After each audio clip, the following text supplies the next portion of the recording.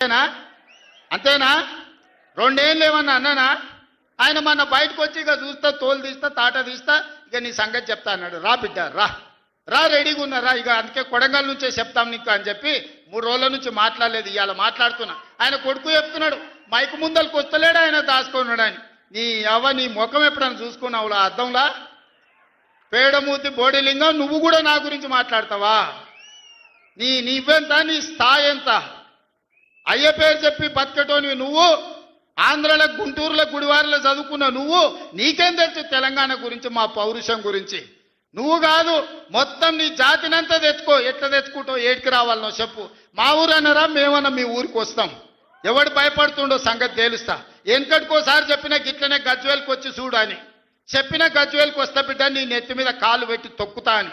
గజ్వేల్కి లక్షలాది మంది కార్యకర్తలతో పోయినాం, కాలు మీద పెట్టి తొక్కితే పాతాళానికి పోయిన మళ్ళీ ఇప్పటి వరకు తేలలేదు.